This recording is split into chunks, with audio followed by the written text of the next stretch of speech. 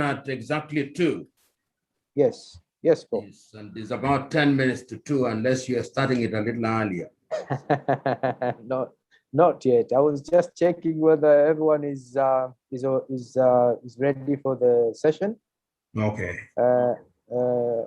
It's great to know that you are present. Let me check on the others as well. Okay. Rashid Kejo. Rashid Kejo.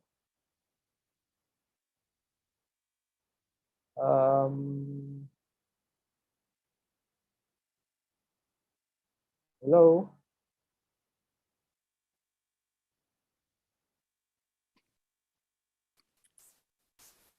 Please, if I mention your name, kindly respond by saying if you're present or not, so that I can put my records correctly to know who is present and who is not.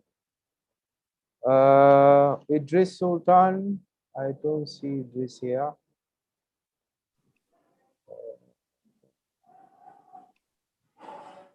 Right. I think they will join us later.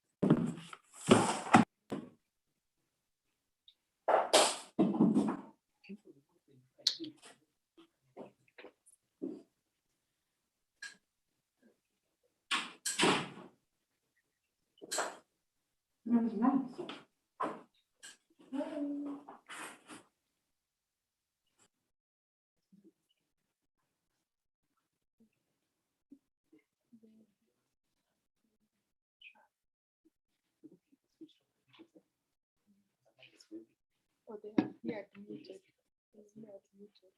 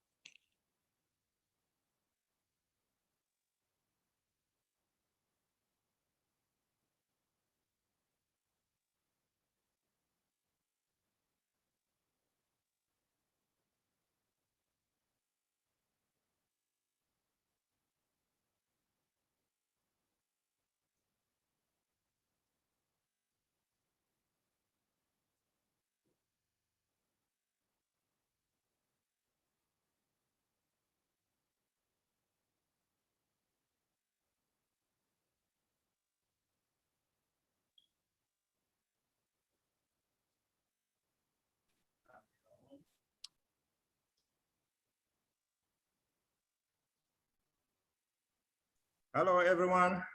Hello. Hi, Rashid. How are you? Fine, I'm fine. How are you? Fine. It's good to hear that you're around. Yes, I am around. Looking forward to an exciting discussion and conversation as well. Of course, of course, of course. And also look, good to hear you. Thank you. My name is Bill. Pew. Bill. Bill Kia. Yes. Yes. I know this name is from Kilimanjaro. Indeed. Yes, yes. And I'm coming from Kilimanjaro, but traditionally Really? I'm your father. Yes, indeed. I was just Because I checking. am coming from Pare region. Oh, you are my Yes. neighbors. Yes, yes. We are neighbors. We are long-time Yes. neighbors, traditional neighbors. Yeah, we are long-time neighbors, and we also called Watani. Watani, indeed. Yeah. I see Daniel Yes, is also present. And I'm Good not afternoon, sure guys. Good afternoon, Daniel. How are you? Very well, thank you. We're about to start. I was just checking if the panelists, all of us, are present. I am not sure what is media space entails. Who? I'm not sure who is media space. Media space is Miss Foucault. Miss Foucault. Okay. Vicenzia Foucault, isn't it? Vicenzia Foucault. Okay. Yeah. So Vicenzia is also present. And good. So we are good to start. Let's wait a few minutes before we start.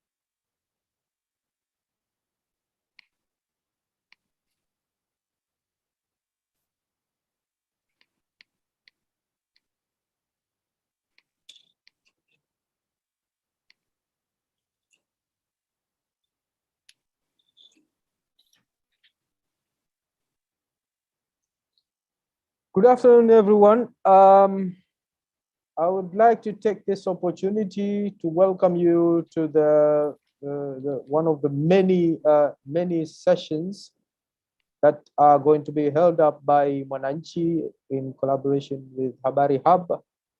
And my name is Dr. Bill Kiwia. My background by profession, I'm an academic and also a banker.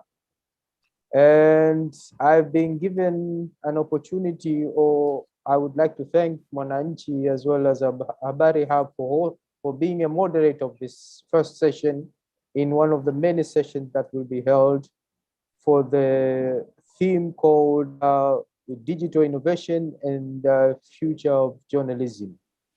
And the topic of today that will be discussed is the changes in attitudes, education, and hiring process to be attractive talent in 21st century. And today in our discussion, we have the privilege to host a distinguished professor, Professor Patrick Otieno Lumumba, who is a well-known professor in our circles of academics and also in the legal industry. He is also the founder and the chairperson of PLO Lumumba Foundation and a member of Africa Justice Group. To be honest, I am on behalf of the panelists and attendees, we are honored to have Professor Lumumba with us. And he will be presenting a paper. And thereafterwards, we shall have a discussion with our panel members. And today, in our panel group, we have a diverse panel members. We have Dr. Msia Kibona Clark from the US. We have Vicenzia Fuko, Rashid Kejo, and Idris Sultan from Tanzania, and Daniel Kalinaki from Uganda. As I said, this is a diverse group because if you look at their profile, you will find out that, for example, Dr. Msia is an associate professor from the Howard University, but she's a Tanzania originally, and she has worked quite considerably in areas related to Africa, feminism, Pan-Africanism, and diaspora identity in popular culture. We also have Vicenzia, who is a lawyer by profession, but he is also the founder of Media Space, with considerable experience working as a media strategist and media development expert. We have Rashid Kejo, who has been an editor for Mwananchi Communication for a very long time, and he has a notable experience in the media industry. We also have Daniel Kalinaki from Uganda, who is a managing editor and also a journalist with the Nation Media Group. And he's also well-versed in a number of activities involving journalism and also other investigative journalist activities. We also have Idris Sultan, who is a famous Tanzania actor, comedian, and a radio host. He's a host of what we call a stand-up comedy, and is well known in Tanzania, especially in the social media. And he's quite recently, he's the first Tanzania to have a movie in Netflix, which is quite an huge astonishment. We are privileged to have him in our panel. So from that brief introductory note, I would like to take this opportunity to welcome Professor Lumumba to present a paper titled Changes in Attitude and what are the necessary skills and hiring process that we need to construct in order to produce attractive talent for the 21st century. Professor Lumumba, may I take this opportunity to welcome you to our members and attendees. Thank you. First of all, let me thank you for inviting me to share my thoughts. I will not deliver a paper in the typical sense where people have PowerPoint presentations and all those traditional things. I'd rather share my thoughts with you in the hope and the belief that when those thoughts are received by the panelists, they'll then unpack them and deal with them in a manner that will speak to the subject and the overall theme, which is digital innovation and the future of journalism. Of course, you've given it a twist by asking me to talk about the preparedness for the 21st century, which is now in its second decade. Let me preface my presentation by saying that one of the problems we have in Africa, particularly those of us who have gone to school, and those schools are schools which equip us with Western tools of analysis, we are handicapped in many ways, because in many ways our thought processes are also captured unless you consciously make a decision to liberate yourself and use the information as tools of mental and intellectual liberation. So that if you typically asked your Kenyan intellectual, he or she would tell you that the journalists are the fourth estate, And if you ask them why they are called the fourth estate, they'll take you to Edmund Burke and say that Edmund Burke, sitting in the House of Commons, looked at the king, looked at the clergy, looked at the commoners, and looked at the press gallery and said, and yonder sits the fourth estate and the greatest of them all. Very interesting, because we try to attribute our intellectual prowess by citing what are essentially feudalistic colonial structures. And typically, therefore, when your African journalist wants to report or to have an authentic, in their view, source of information, they would go to Associated Press, they would go to Agence France, they would go to Deutsche Welle, they would go to BBC, and lately they would go to Xinhua, and they would go to CGTN, and they would go to Al Jazeera. I'm submitting to you that the African journalist, like the African intellectual, is a mental slave of articulations and theories that are alien to her. Truth be told, even if you are to look at the newspapers in Tanzania today, or in Kenya today, or in Uganda today, or in Burundi today, and you ask the source of the news, it is all conceived and packaged elsewhere, and our newspapers are merely medias of transition. Many times I look at these newspapers, particularly the sports section, word for word.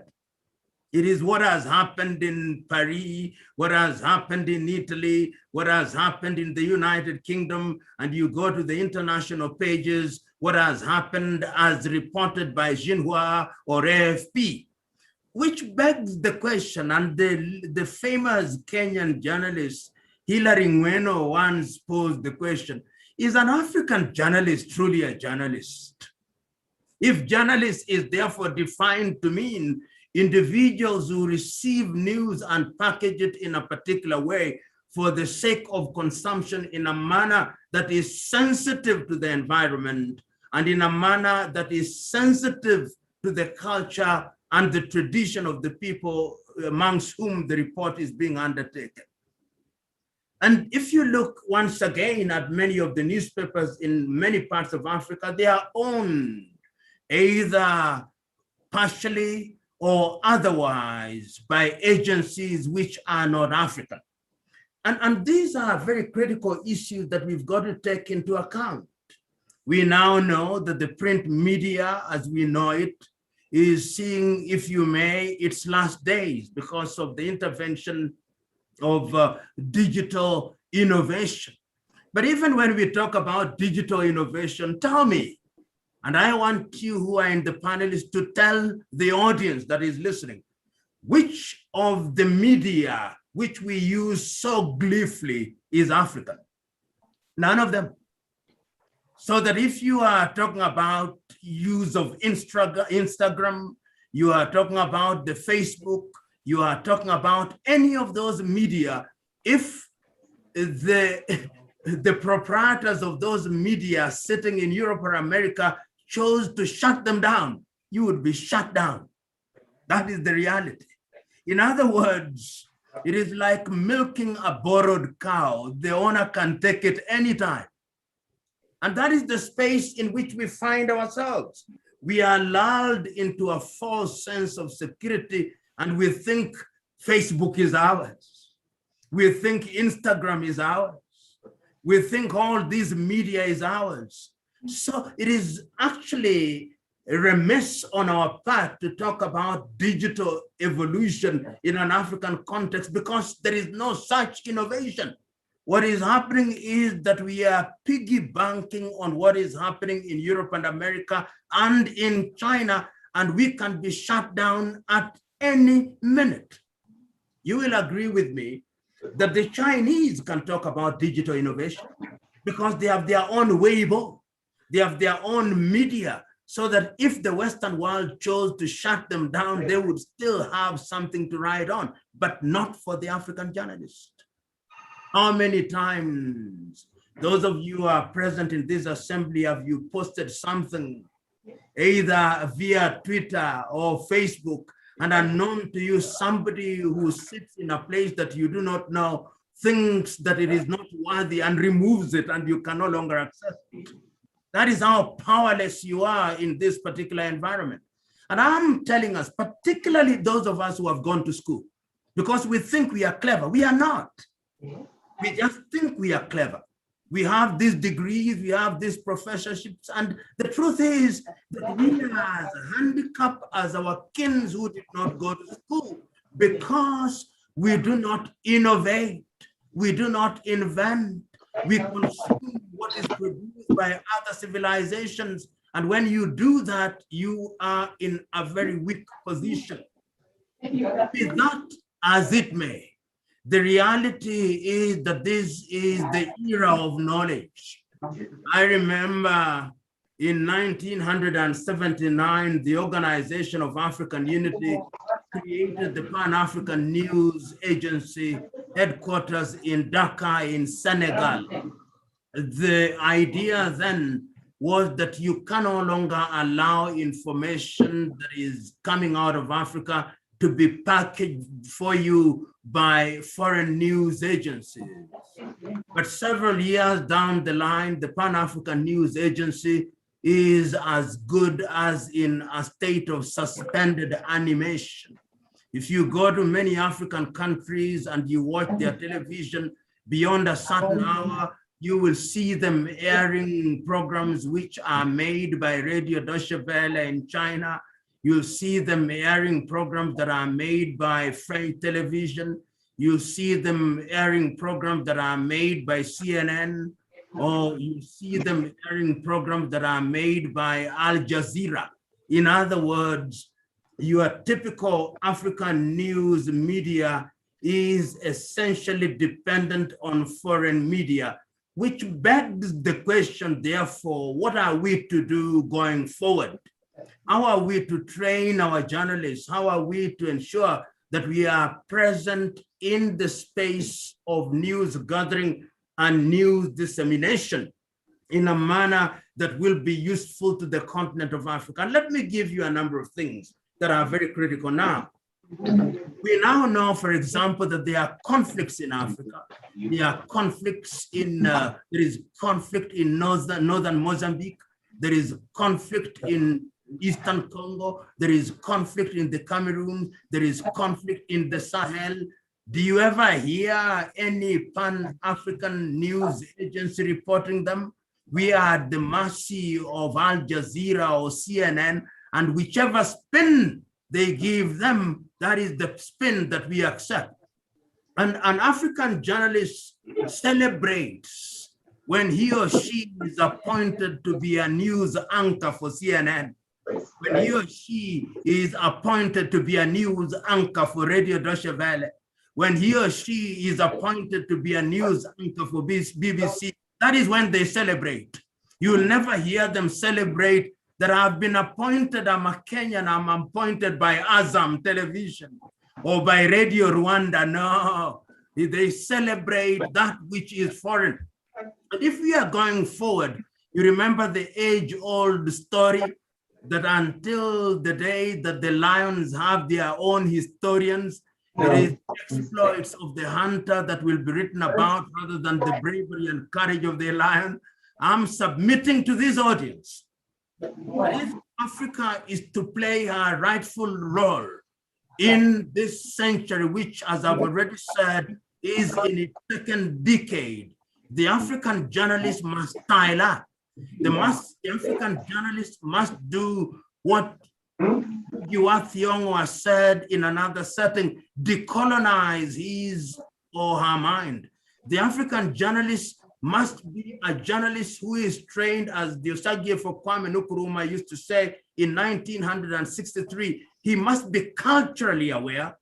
He must be an individual who understands the value of education that is coming to our community. He must be an individual who understands the areas in which Africa ought to innovate and invent. He must be an individual, if he's a medical correspondent, who understands the terrain of Africa. He must be an individual who, when he or she reports about climate, is capable of understanding the nuances of Africa. He must be an individual who understands the cultural dynamics in Africa. He must be an individual who, in a manner of speaking, understands Africa in her diversity, which then suggests to me that that kind of individual must be one who, although he is trained to understand the rest of the world, he or she is also trained in a manner that makes him or her Afrocentric in his or her understanding of things that are African. And what is Afrocentric? Afrocentric, from my interpretation, must be understood to mean that he is an individual who recognizes that there are certain specificities and particularities which are African, which can only be understood by understanding the culture and dynamics of the continent. He must be an individual who, while being a warrior for truth and justice, knows that truth must be handled in a manner that is beneficial to the set agenda. He must be an individual.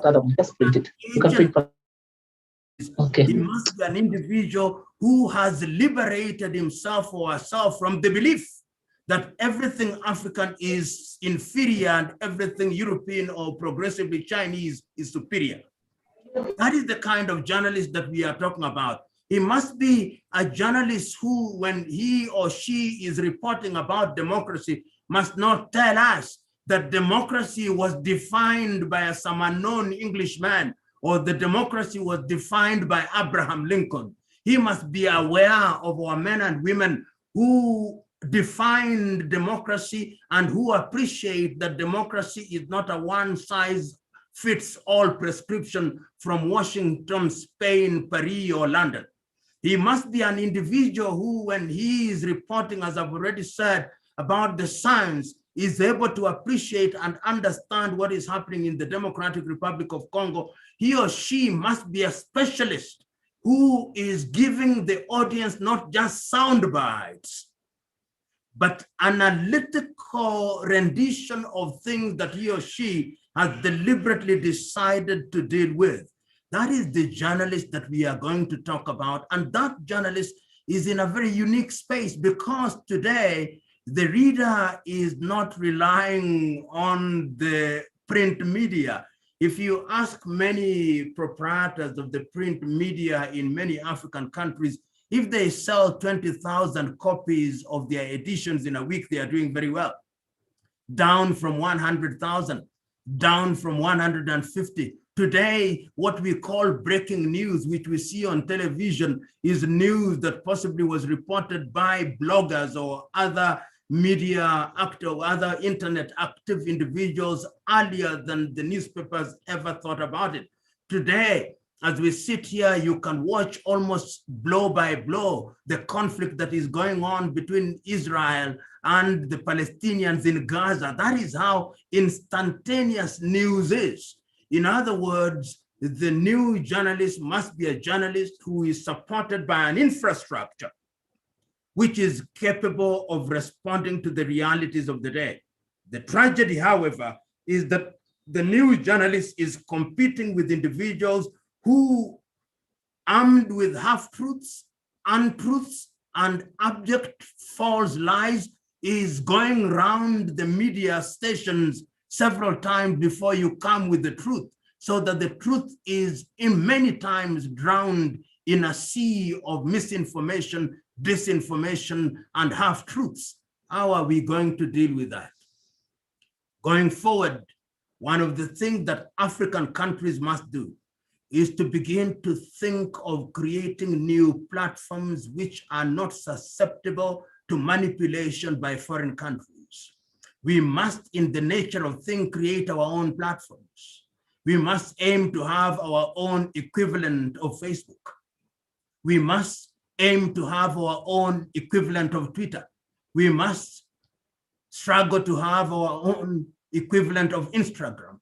We must do that, because if we don't, we can be shut out at any moment, as we have seen it being done.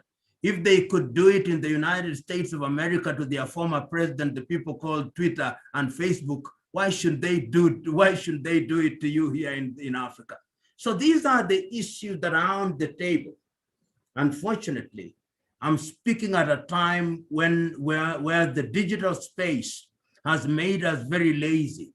Today, out of 10 people, if you ask them the last book they read, perhaps 7 have never read a book from page 1 to the last page, because it is all so easy. It is coming in sound bites. It is coming in these news alerts, and you think you know it.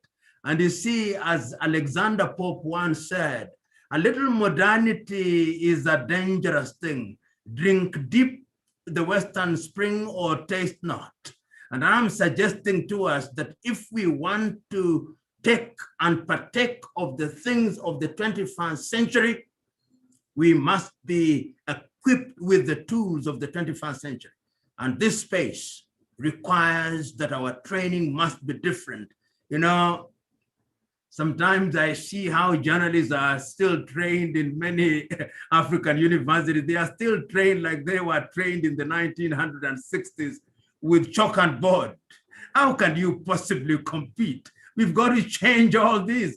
Even your newsroom must change. Even the most modern newsroom in many African countries is still primitive, if you allow me to use that word a little bit liberally. So we've got to style up. And when we style up, we will produce young men and women who can compete in the digital space, who are capable of competing with the Koreans, competing with the Chinese, competing with the Japanese, competing with the Europeans, competing with the Americans. So let the Tanzanian journalists not tell me that we are better than Kenyan, or Kenyan tell me that we are better than Somalia. Yoweri Kaguta Museveni puts it very well, that how can two dwarfs compete about which one is taller than the other? Even if one dwarf is taller than the other, it's only by an inch, but they are still dwarfs. So we have got to go out into the world and compete with other people who are not dwarfs like us, and we can do it. The mere fact that you put together this conversation is a good beginning. We are beginning to ask ourselves uncomfortable questions. And history has demonstrated not once, not twice, but times without number, that when our people are capable of asking uncomfortable questions and answering those questions without descending into the arena of insults and abuse, then such a people will begin to rise, because it is out of discomfort that comfort is discovered. So I wish you a good conversation in the knowledge that this generation of journalists is the generation that will be capable of liberating Africa from the chains and manacles of backwardness. Thank you very much.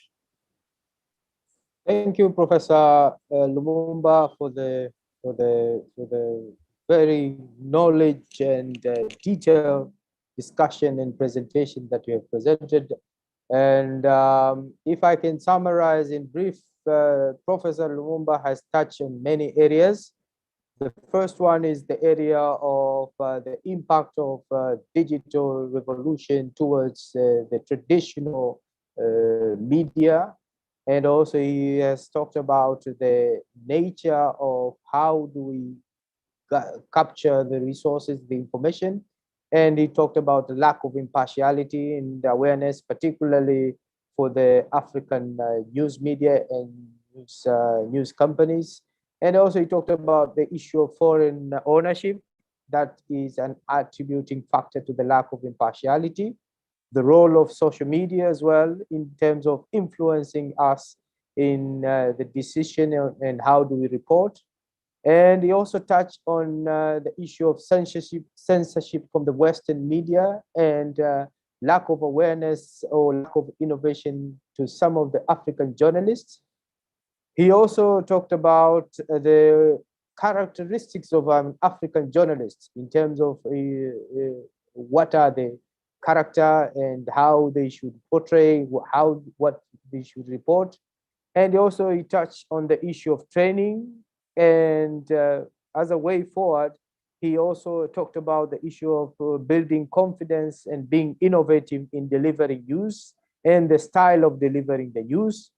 And if I can finalize what he had presented, he emphasized on the news media, particularly African news media, to be ready to ask uncomfortable questions so that we can be able to build up a more solid news media infrastructure in the continent.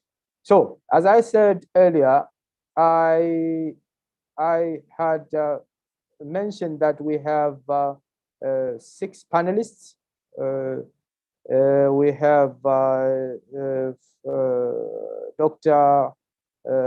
Dr. Msia Kibona Clark, who is an associate professor from the University of Howard in the United States. So we have Vicencia Foucault, who is the founder and the executive director of Media Space. We also have Daniel Kalinaki, who is from Uganda, who is working with Nation Media, and is also the managing editor for the regional content. And we also have Idris Sultan. He is the Tanzanian actor, a comedian, and a radio host. And we have Rashid Kejo. From what we have heard and listened to Professor Lumumba, let me start with Rashid Kejo, because a lot of what Professor Lumumba has presented focus on the paper and news media industry. What is your view, or what is your opinion in terms of the changes in the attitude? Rashid. Oh, thank you, Mr. Dr. Kiwia. Sticking to this point, I'll start with attitude. In terms of talent, I think this could refer to approaches to issues, responses to stances on various issues. Here we talk about mannerism in places of work and digital spaces. In the case of newsroom, for instance, journalism, there have been major shifts due to technologies being incorporated into day-to-day operations. But as the question has been posed, have our attitude changes as a sector? In this case, I had divided the attitude into groups. One of the employer and the employee. For an employer, for instance, what needed is flexibility to adapt and change. And while in the employee, I think we need to have an ability to analyze the past and recognize roots of a company. Also, for an employer, there has also a need for willingness to learn new age things. And for employee need to be, and employee, I think there is a need to ability to adapt, to ability to approach, evaluate, and dissect anything that's thrown their way critically. Also, experience for an employer shouldn't cloud their analysis and ability to see into the future, regardless of how alien a concept may be. While the employee need to look at old school media with an eye for curiosity and understanding where changes need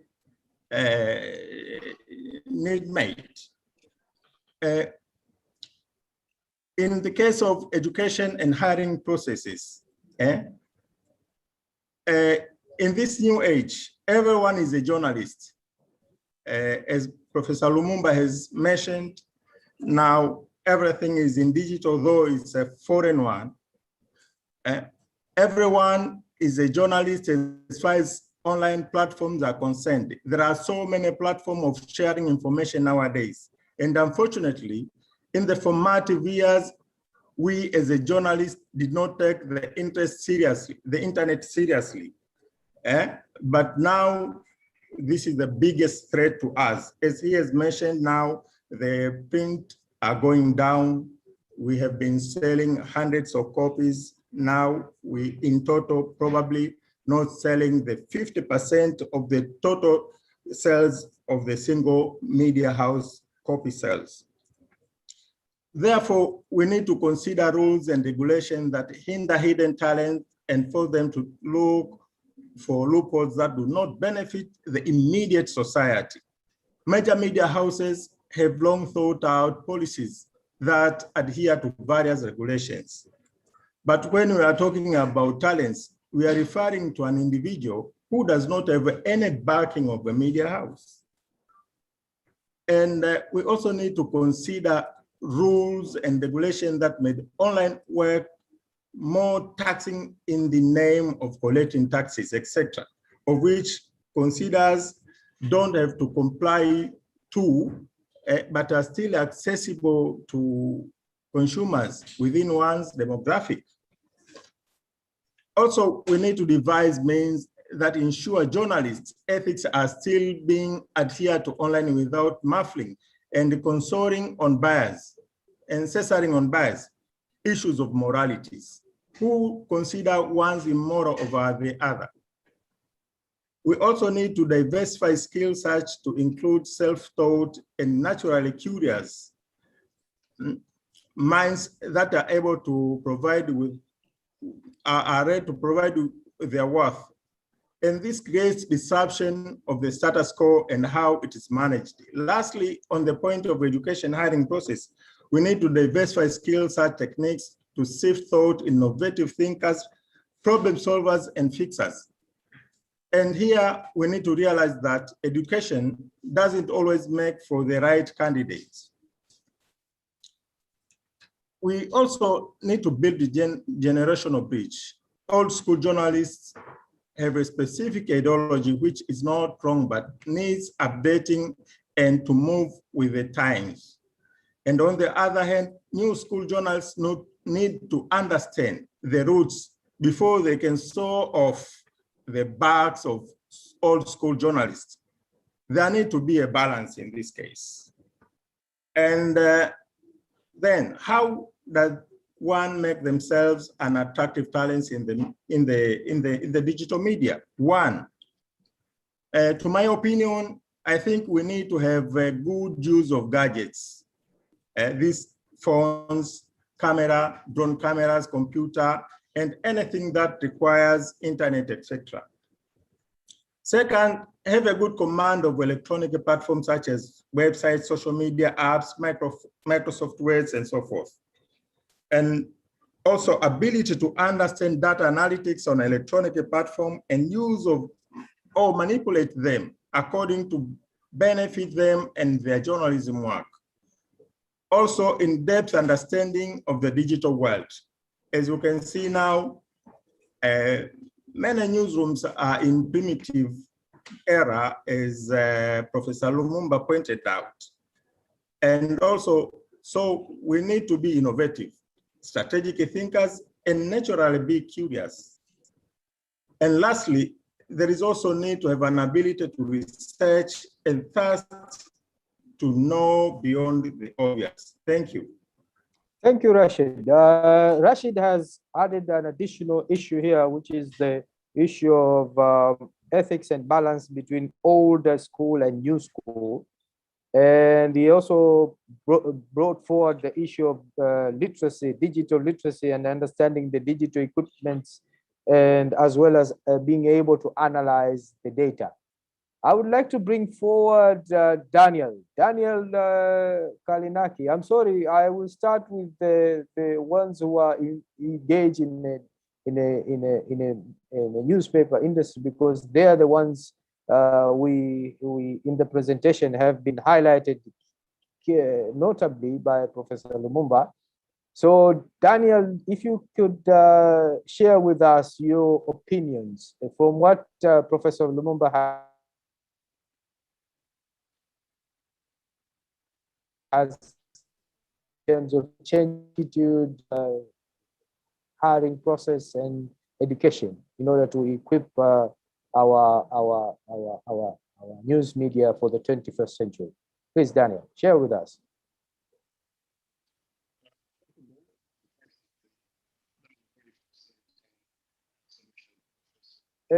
Sorry, Daniel, you are not, Daniel, I cannot hear you properly. We are having a problem in hearing. If you can adjust your microphone, please.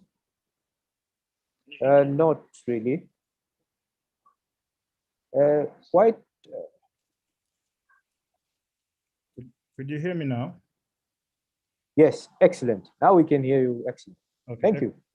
So I want to speak I want to reverse and begin with the practical thoughts and then just kind of end with kind of the theoretical argument that Professor Lumumba raised. I think in terms of the attitudes, education, and kind of hiring processes that we need to think about, I think the starting point is for journalists to understand that the disruption has happened to the industry. And you've gone from a place where even the basic reporting of events required a human being and a specialized one at that, to a place where robots and algorithms are able to report earnings reports on Wall Street in real time, right? So there's a format, they feed in data, and very instantly you have the story that has been outputted, so you don't need a journalist. And that disruption goes into very many areas. One of the areas that we've seen is we've gone from an ivory tower where the controllers of information, the editors, sat in an ivory tower, to a space where it's very social, and you can, anyone can basically challenge the narrative. Anyone can, speak out. Anyone can speak truth to those who claim to speak truth to power. In terms of the attitudes, the three that very basic that I think especially younger journalists, but even older ones, need to have is to become critical thinkers who are able to kind of ask why things happen, why things don't happen, to have a healthy dose of intellectual curiosity, because our educational systems tend to make us repositories of, this is the knowledge, and you receive it, you retain it, and then you regurgitate it during an exam. But we are not encouraged to be curious, to challenge knowledge, or to even ask about the process of knowledge formation. In other words, how do you know what you know? Which I think is one of the most important questions that a journalist can ask for a source, rather than just take what they're telling you, to actually ask them what they know. And then they need to have a courage of conviction about what they're doing and the role that journalism plays in the societies. So in terms of the education, there's lots of things we can say about the state or the nature or the quality of the education that we receive, particularly in our spaces. But what I think the two things that I would say to that point is that first, journalists need to know how the world works.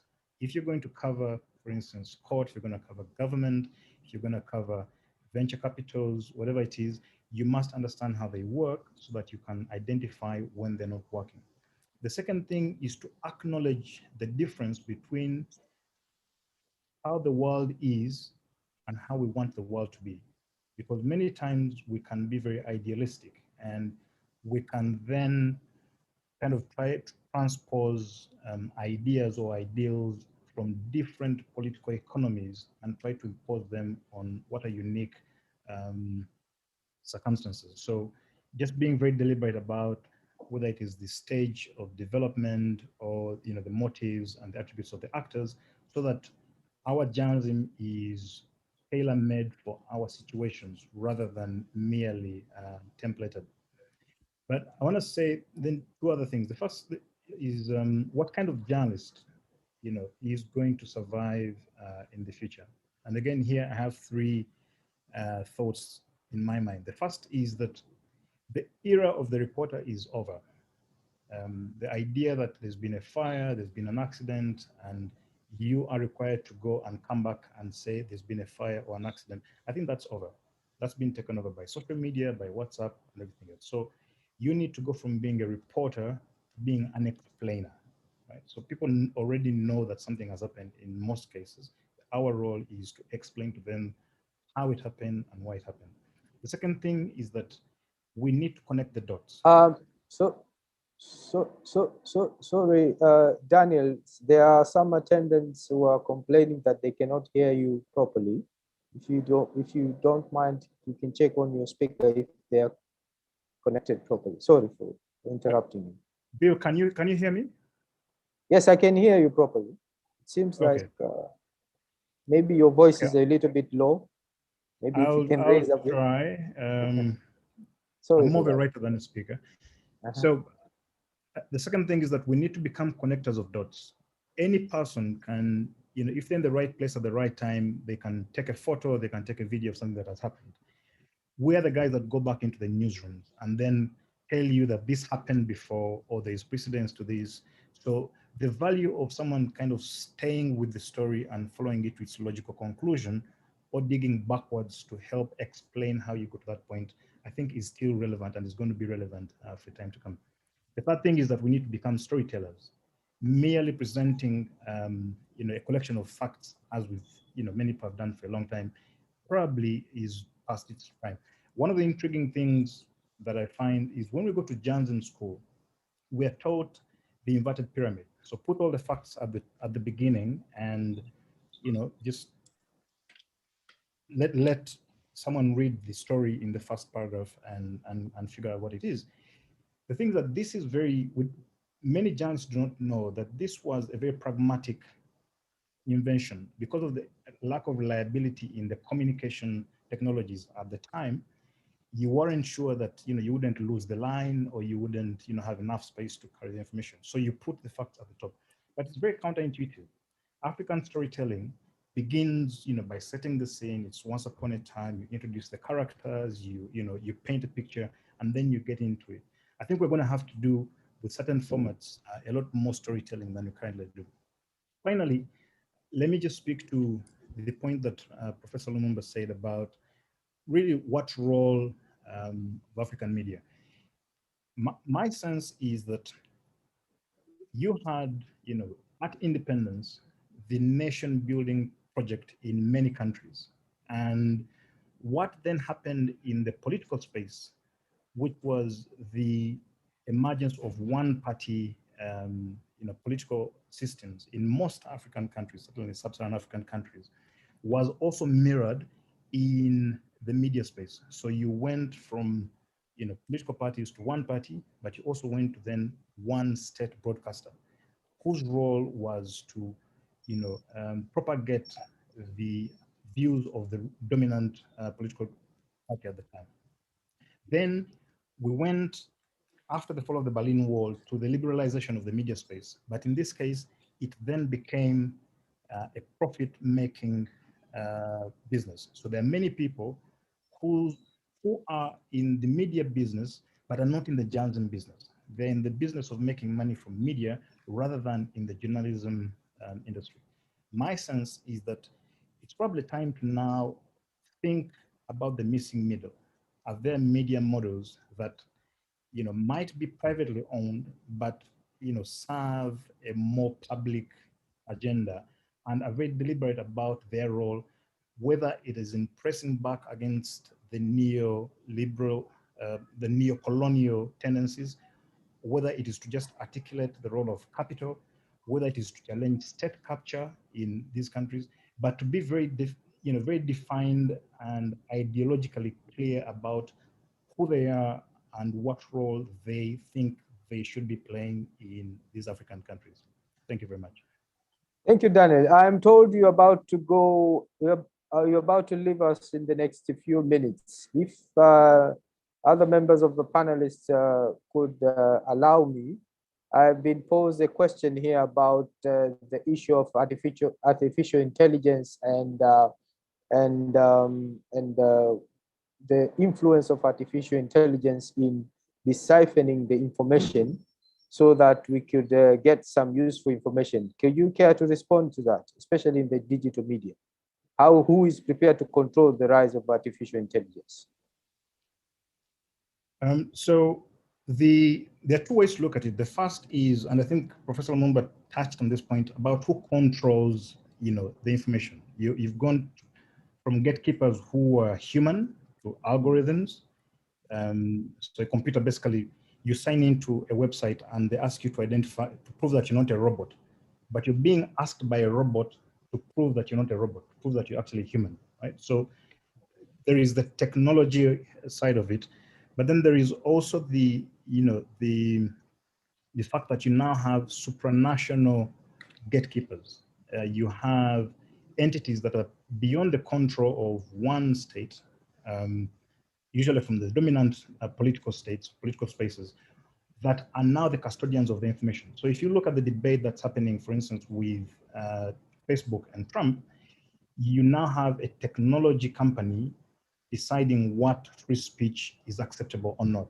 And I think we're going to get to a point whereby even journalists, are you the gatekeeper or are you merely a pedestrian who has to rely on a technology giant to tell you what you can report and what you can't report?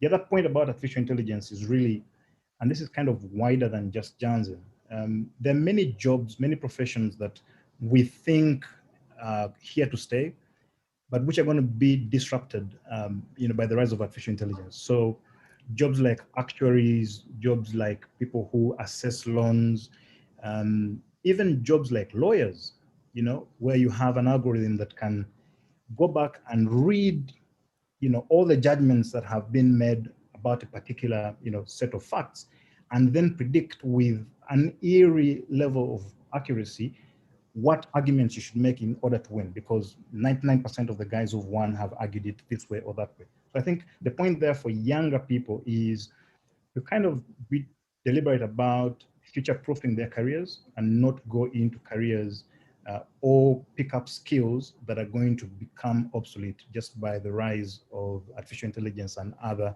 kind of cutting-edge technologies. Thank you, Daniel. I would like to bring forward Vicencia, who is by profession, she's a lawyer, and she's also the founder she's an executive director for Media Space, and she's also a storyteller.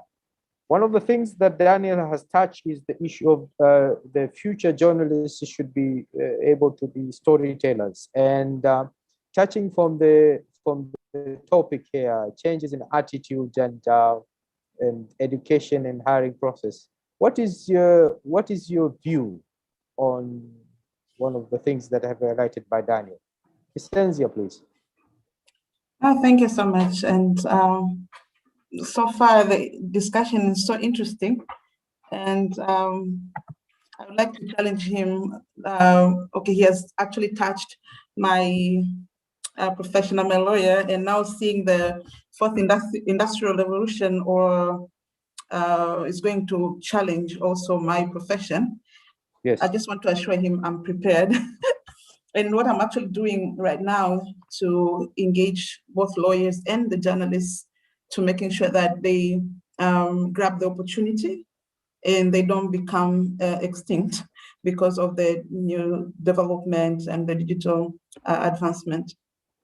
Now, back to your question. First with the storytelling,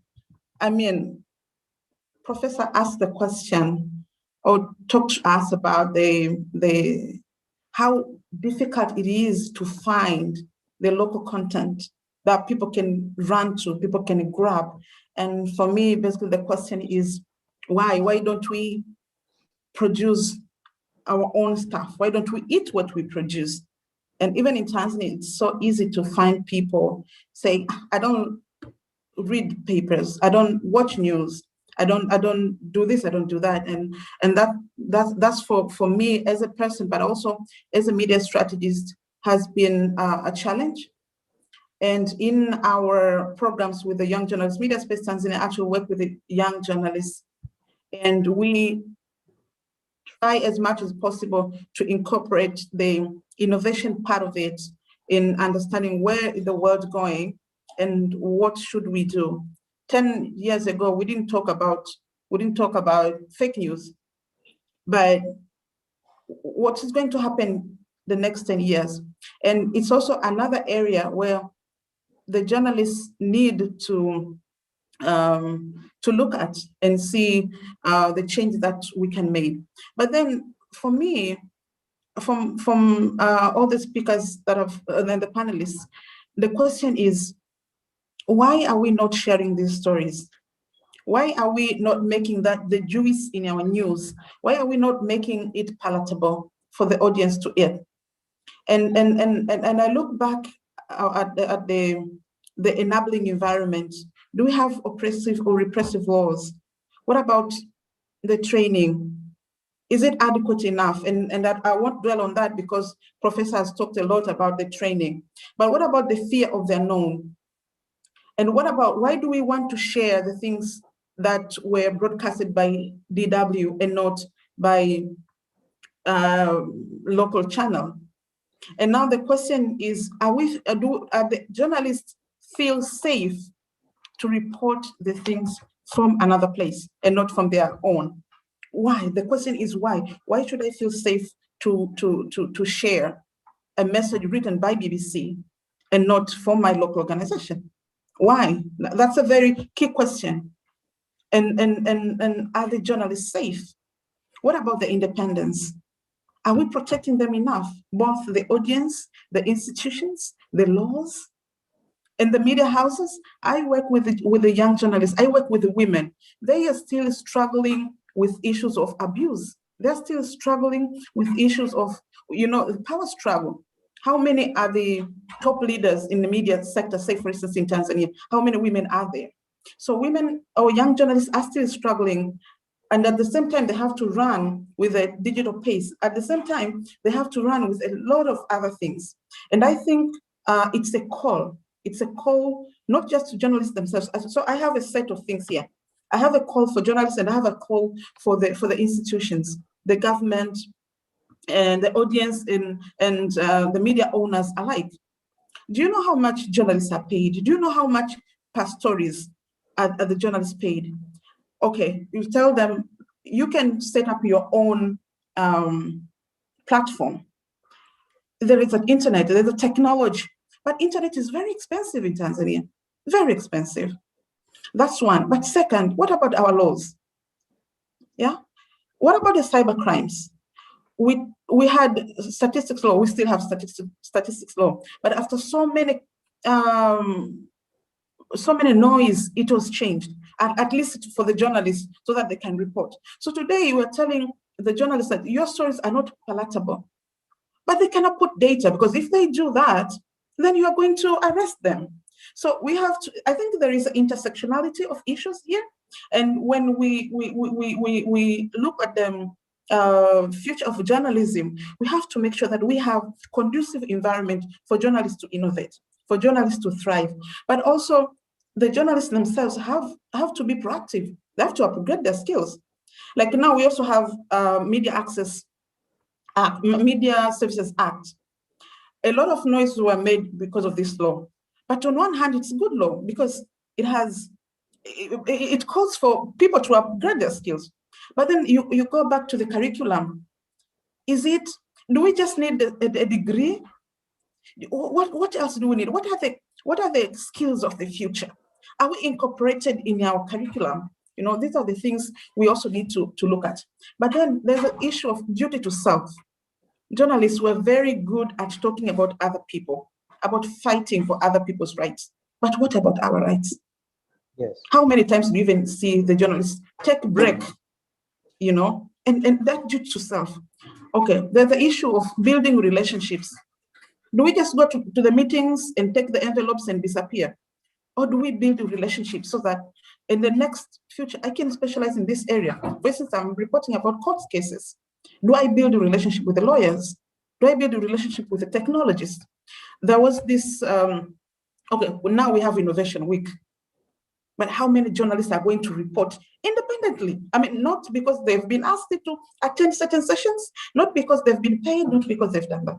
That personal initiative to just attend sessions and report about whatever is going on in Tanzania at the moment. So I think it's a call also for journalists, but also for institutions.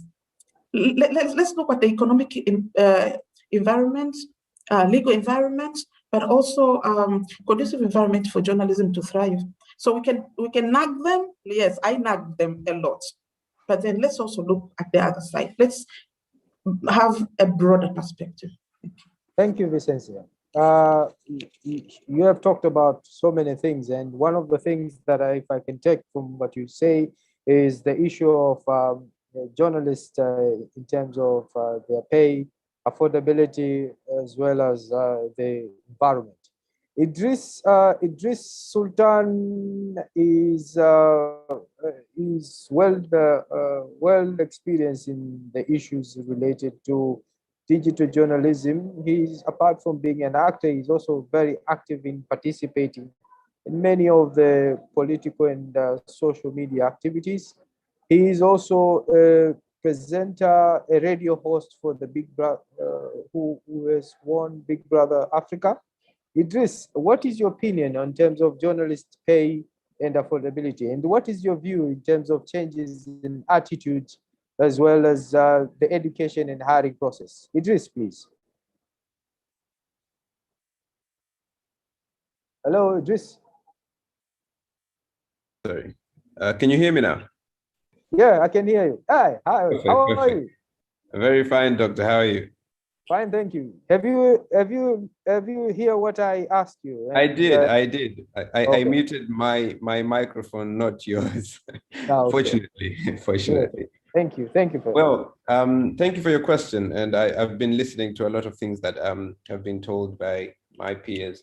And so much has been preempted from my statements, though I have a lot to say as well, regardless, beginning from when PLO, Lumumba, said something about owning our own spaces and everything. As much as I am with him, I also have a few reservations when it comes to the term of globalization. Maybe sometimes when we are all on one place at the same time, regardless of who the owner is, we tend to be able to distribute our content widely, and we can share culture regardless. Maybe if I'm on the same platform on Instagram, let's say like nowadays we have TikTok, you get to view a lot of content from other people you don't even know. You have the same sound, but you have other people of different cultures performing to the same sound. So that just puts everybody in the same space, regardless of the differences in geographical locations and things like that. As much as we have that, I would say the best way for us to be able to secure our positions in these social media platforms would be to have representations in there. We would need inclusivity. We would need, like, let's say, okay, now we have millions of Tanzanians on Instagram. So Tanzanians are the best clients of Instagram at the moment. We need to have the country, maybe, I don't know, I'm randomly brainstorming on this fact. Maybe we need to have the country owning shares per se, or having a say on the space that Instagram has in order for us to be able to secure it. So one day, if, let's say, the owner of Instagram wants to close it down, there are rules of that person not being able to close it down. Just like, let's say right now, we cannot allow maybe per se to say God to remove all the oxygen, regardless of that. He could definitely do that. We feel like we own this oxygen. So that space in itself is the whole thing. As much as God owns the whole earth, we definitely have our own pillars of, hey, this is the place where you can end it. This is Tanzania, this is Kenya, this is Rwanda, regardless of this land is not owned by us. I think we need to start owning land on the platforms that we actually are consuming, the YouTube, the Instagram, the Twitters, and things like that. That was my thing, regardless of how China has done it, and China has managed to put themselves out of the whole world, and they do not understand most of the world right now.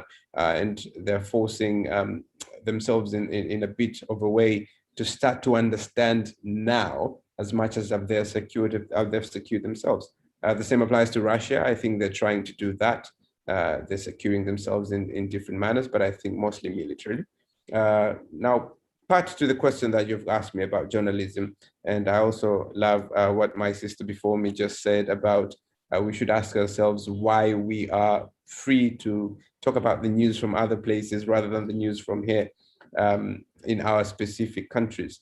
I would say that is a very good question for most people to ask themselves, and we have seen, unfortunately, some of the journalists disappear for saying things about their own countries, and they would rather be saying things about other countries where they feel they're not going to be able to be touched. So that freedom of speech and journalism, I think that's some water to be treaded in a different manner.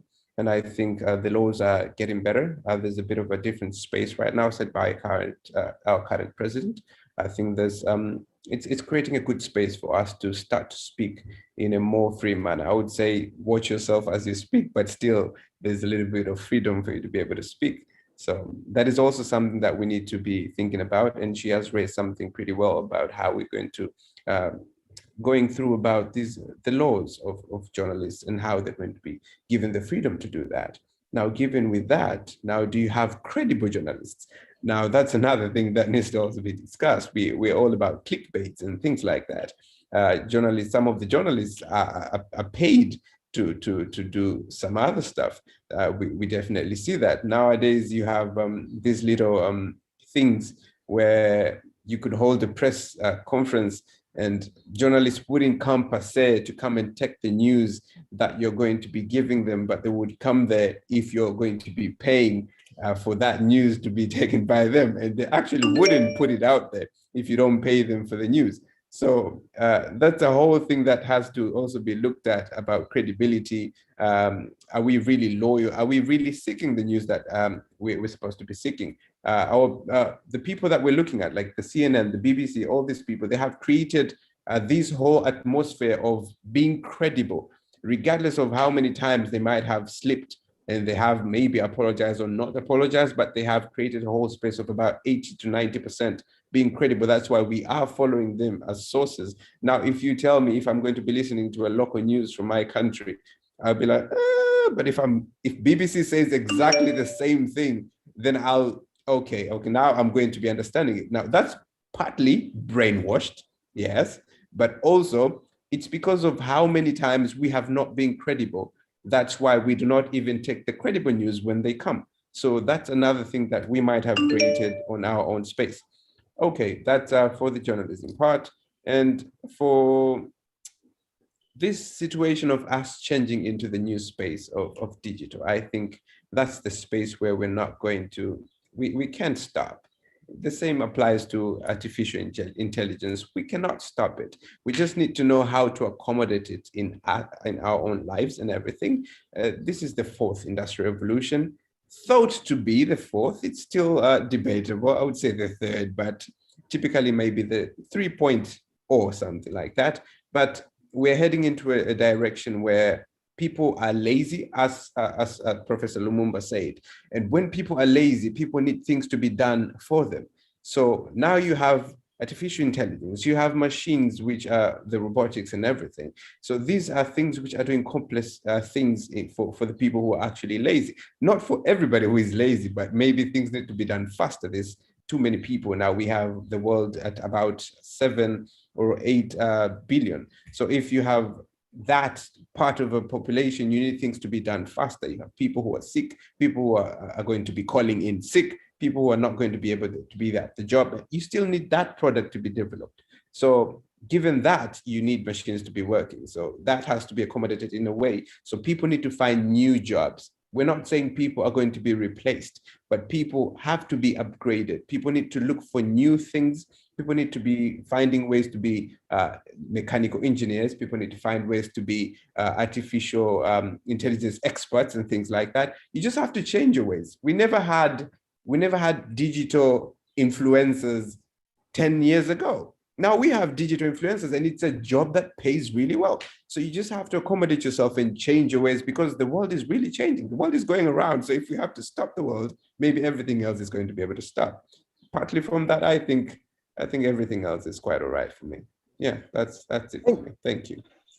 Thank you very much, Idris. You have touched on many aspects, and one of the aspects, if I can take from what you said, is the issue of being competitive and being able to understand what's the global wants, and being able to produce journalists that meets the standards expected in the global media industry. And this brings me to Msia. Dr. Msia, this touch on the issue of training and also the issue of culture. How do we shape our journalists to be able to compete in the 21st century in terms of trying to create the proper attitude, in terms of being able to have a proper infrastructure? Because a lot of people are asking me about how can we build our own Facebook, like for example, Facebook, Instagram, and YouTube, like Professor Lumumba said. Dr. Msia, would you like to share your views on the topic, please? Yes. Thank you so much. I've learned a lot just listening to the panelists that spoke before me. And of course, Professor Lumumba, who actually I saw him, he spoke at Howard University, I think it was a couple years, pre-pandemic, of course, in person. So it's definitely a pleasure to see him speak again. But I'm actually putting on my hat as a podcaster versus, as an academic. And I think that I've been on several panels recently where I've been asked to really speak on the presence of Africans in several kind of important projects and in strategic spaces. And I think that one of the things that I've seen is that there are, of course, a lot of Africans who are in the diaspora. So it's not just what we're doing at home, but also what we're doing when we're abroad, because we're everywhere. We're going everywhere. We're living everywhere.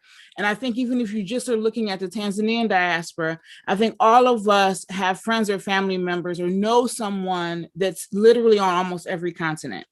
And so many of us, Africans in general, are also, as those numbers grew, we were also placing ourselves in strategic places where we were able to learn from what kind of, Europeans had been doing. So I'll look at, like, for example, from 2010, when I initially started kind of looking at Africans on social media, specifically artists, the numbers were very, very low as far as the artists that were using social media to reach their fans. And then when you look at now, that has grown. Like, you can't be an African artist and not be on social media to either YouTube showing your videos or what have you. And there also used to be fewer Africans that were podcasting. Most of the podcasts that were out were by Europeans, white Americans, and then these are podcasts that are talking about Africa. So not just any podcasts that are talking about Africa. As more and more Africans began to, take positions in, news sites in Europe and in the US, but especially in certain media spots. For example, Netflix. A couple of the people who were in charge of international programming were Nigerian. And so a couple of years ago, we began to see more Nigerian films showing up on Netflix. Now we're seeing more South African films. We have yet to see East African films. And I don't know if that's because they're not specifically looking, but of course the Nigerians are going to first bring in the Nigerian films. And so I think that when you also look at projects like Black Panther and Black is King, we see a lot of West Africans and South Africans, specifically in West Africa, Ghana, and Nigeria, where they are kind of using this visibility of these opportunities to make themselves visible. And so, I've kind of talked about specifically my issues with the Black is King project, and, because of course, the Lion King, officially taking place in East Africa, and why were there no East African artists? And so, but looking at the fact that we're often not as visible as West Africans in certain spaces. And podcasting is one of those spaces. Now, I will say I have to give it to Kenyans, because Kenyans have been innovating in creative spaces in many, many really interesting ways. And so it's been really nice to kind of see Kenyans really holding that torch for East Africa and in different spaces. So most recently, the program What's Good Kenya, it's like a news magazine program, and I don't know how familiar, because I know it started off in Kenya before it was picked up by P. Diddy's station Revolt TV, and they changed it to What's Good Africa. But it's a Kenyan made, written, produced news magazine. I guess that would be the terminology show. And it basically features hip hop culture in Kenya, and they present stories on, nightlife, musicians, fashion, all of these things. And it's based in Kenya, and they were able to package that and get the attention of P. Diddy. And so now the show, it's really literally the first African hip hop show on American television. And so it's an example of people kind of doing their thing and getting the attention of, an international organization. Now, in terms of podcasting, I've seen a lot more Africans getting into podcasting. And I think that part of there is a lot of hesitance. I think a lot of people feel like there are all these barriers and hurdles getting into podcasting. Like I don't have a degree in journalism. I never took a journalism class in college. I listened to podcasts. That was my only connection to it. So when I started podcasting, it was about doing a lot of research. And I feel like it's definitely a must to give respect to the journalists, the professional journalists, the people who went to journalism school, the people who are doing this as their profession, because it's not about, I feel like, replacing those people, but I feel like it's about adding an additional voice, an additional perspective. And that's how I always kind of saw podcasting. But doing research on logistics, just literally taking, I forgot, I have a green screen and my phone is green, so I'm gonna turn it this way. So taking an iPhone and using it, you can start by podcast with an iPhone. It's not recommended that you use it, long term, but then kind of when you are able to switching up and, upgrading your equipment. Finding out, about posting and getting posted, fact checking. I think someone brought that up. I think that's a really important thing that a lot of podcasters don't do. You can't just say what you want to say. You have to fact check. You have to do your research. If you're going to talk about a specific topic and give your opinion, you have to also fact check. But there are a lot of online guides. I watched a lot of YouTube videos. And interesting, when, someone talked about the cost of data, East Africa has the lowest cost of data in Africa, which, I was surprised by.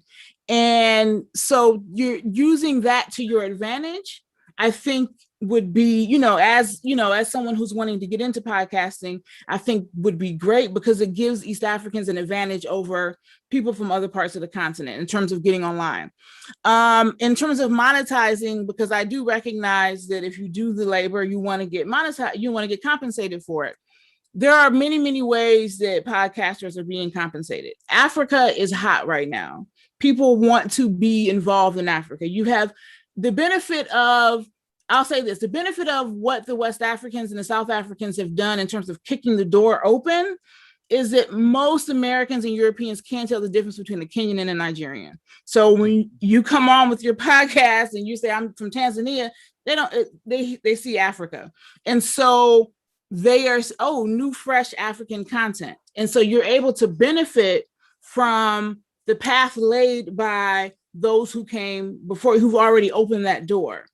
And then also getting involved. There's a podcast festival, Afropod Fest. This actually was started by some Kenyans and Zambians. They just had their conference not too long ago. Getting involved in something like that, where you're learning from and meeting other podcasters and getting involved and getting, exchanging ideas. Podcasting has been an amazing space for African women's voices. It has been, journalism. Again, I'm not a journalist by trade, by profession, but there have been studies in terms of the way traditional journalism covers women and women's issues is problematic. And podcasting kind of helps equalize that. It gives women voices that they may not have in traditional journalism. So you have a podcast like Not Your African Cliche, which is, predominantly Nigerian women talking about their experiences. You have Nipe Story, which is out of Kenya, where they talk about African fiction. You have Black Women Radicals, which they talk about, gender issues. And it's more of a Pan-African podcast where they talk to different women from different parts of the continent, but also the diaspora. And so my own podcast, which I didn't mention, is the Hip Hop African Podcast. And we're on episode 68. One of the big issues I have found with some of the earlier people when I first started my podcast, which was just a few years ago, that there were a lot of us who were starting and stopping. And so you may go and look them up, and they'll have like one episode in 2016, 2 episodes in 2017, and then nothing until 2019. So there was a lot of that inconsistency. And as a brand, even if you're just hopping on to say, internet's been down, but staying in touch is really, really important. So that finding that's happening less now, that there are more like people podcasting regularly is important. And that there's still so many voices that could be heard. Like there aren't, and someone can correct me, I don't know if there are any all Swahili podcasts. I know I've done a couple of mine in Swahili. I've done a couple of episodes in Swahili, which I don't necessarily encourage you to find because my Swahili is not that great, but I've done a few interviews in Swahili. But again, having voices that are not just in English, but having voices that are in African languages so that people on the continent are more able to better connect with that content, I think is really, really important. So you want the international community to maybe connect, but you don't want to alienate people, at home. So I don't know where I am in terms of time. I feel like I've talked forever, so I'm just gonna stop there. Yes, thank you very much, Dr. Clark. I'm going to invite members of the attendees, participants, to contribute some of their views and their opinions. And I've seen a lot of people who are eager to contribute in this. And I'm going to start with Ray. Raymond, would you like to say something regarding the topic, please? Raymond Kanyambo.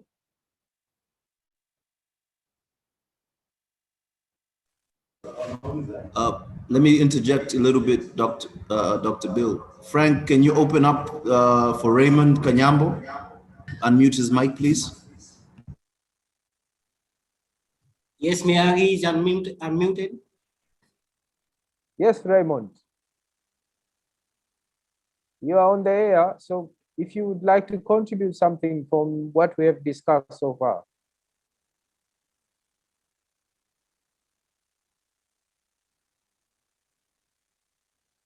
Hello? Well, I think Raymond is having problems in terms of... Hello, Raymond? I think we move to the next person, please. Yeah, yes. The next person, there are a lot of questions, and I think let us move to the questions because we are running out of time. There's a question here, and I'm going to pose it to Professor Lumumba if he's still around. Salome as well as Eric, they are asking about the issue of ownership And they're saying that how can we compete with big social media platform while they are dominating most of the social media activities. And they are asking how to go about and start owning some of the stake in the social media platform like Facebook, Instagram, and Twitter. I think this question goes to Professor Lumumba as well as Idris, because Idris is quite active in social media. Professor Lumumba, please, if you care to answer the question.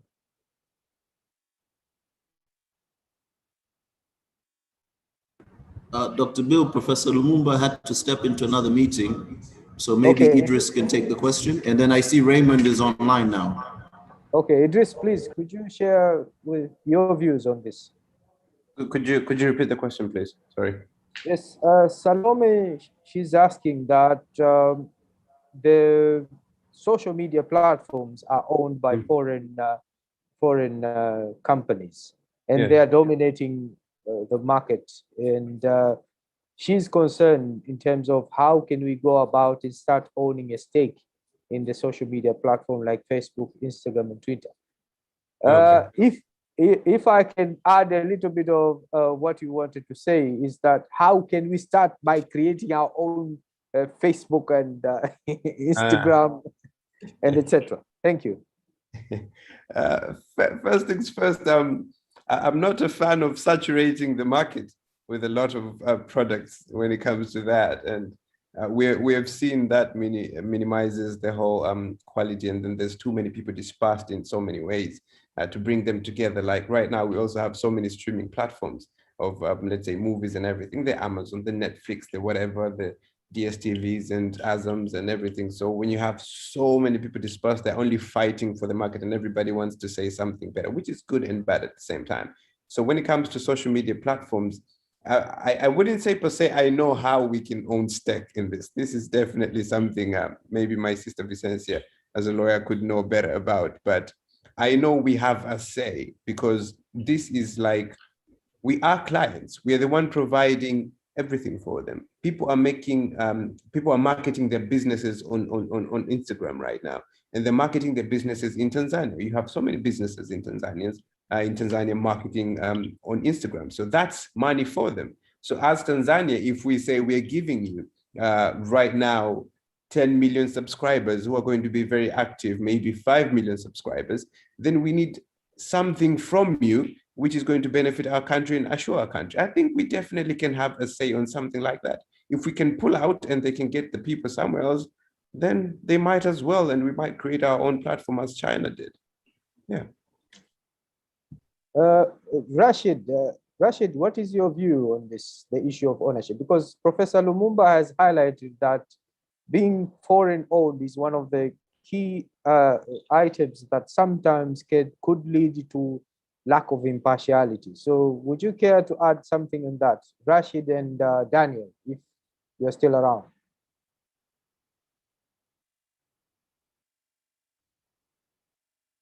Yeah, let me respond on this. First of all, I think I do agree with Professor Lumumba. And in my opinion, I think we have to have our own means of disseminating news and not depend on these foreign apps. I think here in Habari Hub, led by Mr. Mihayo, I think they are now in the process of finding their own hub, own app, which they can use in disseminating and be dependable in sharing news and information. And why do we feel safe to publish shared by other?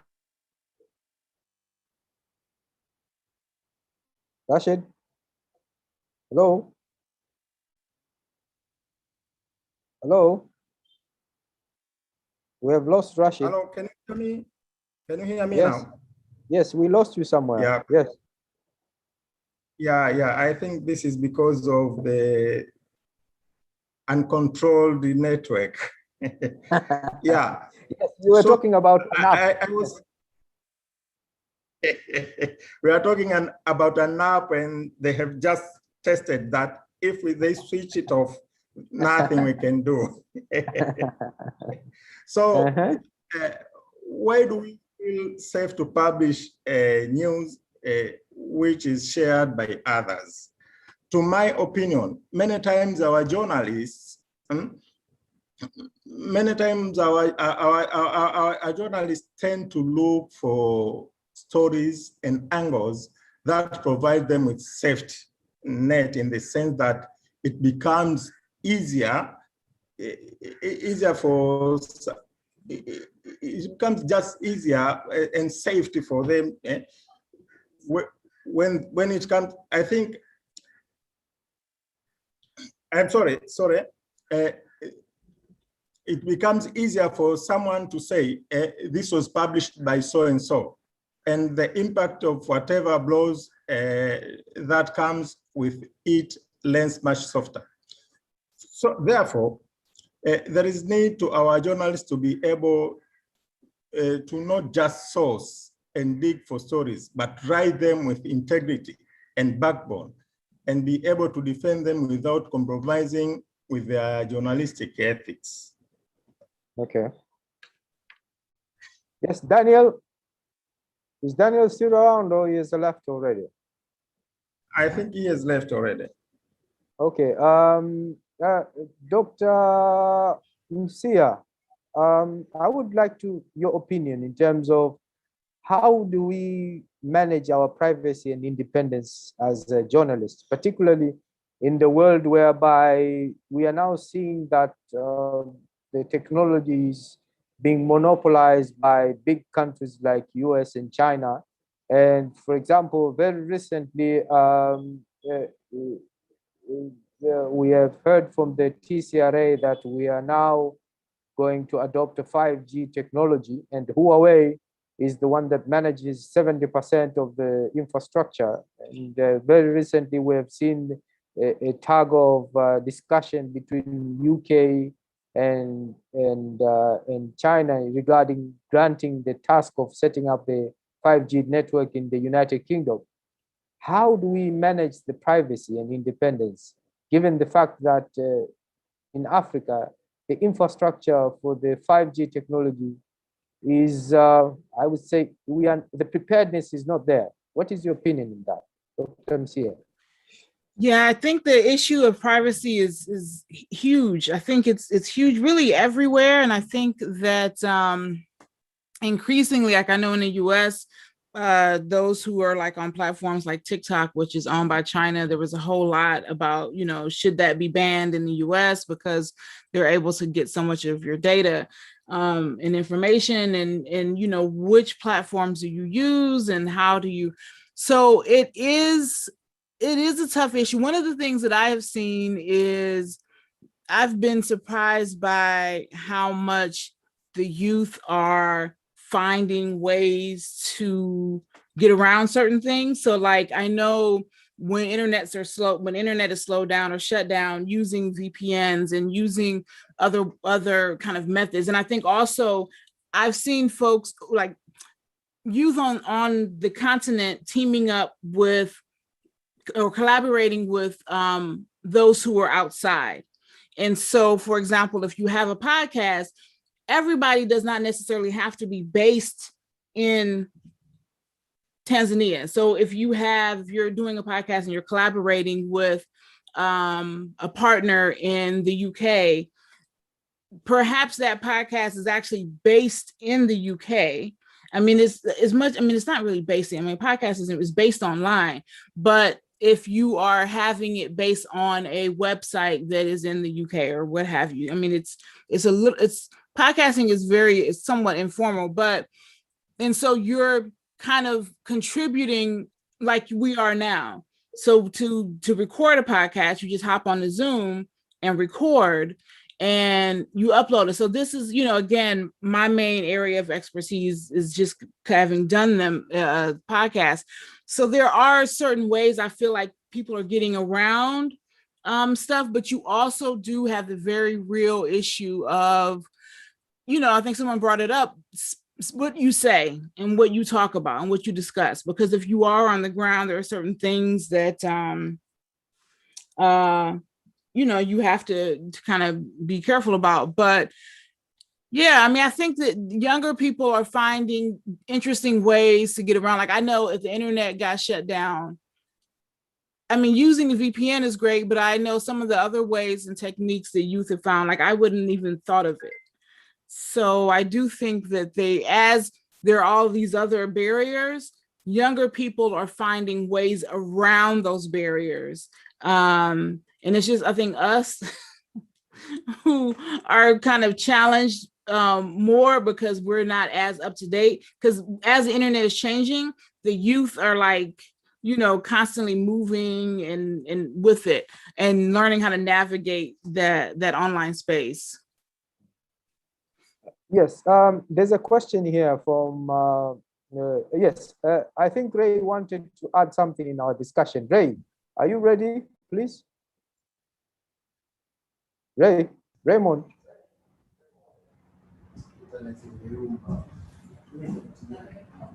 Hello, Raymond. Dr. Bill, I think Jones also wanted to add something. Jones Mashauri. Yes, Jones Mashauri, please. Can you share your views, please? Frank, can you open up Jones?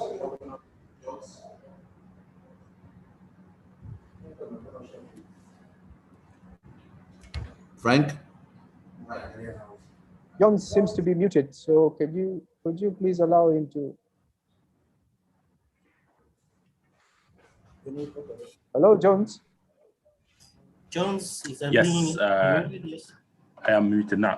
So quick question was, how do we get journalists and media houses to participate on grassroots innovation initiatives like bottom-up? Panel like this are okay, but I'm walking away with more questions than answers. Thanks. Yes, I think this question, Dr. Clark, you can be able to share your experience or your views on this.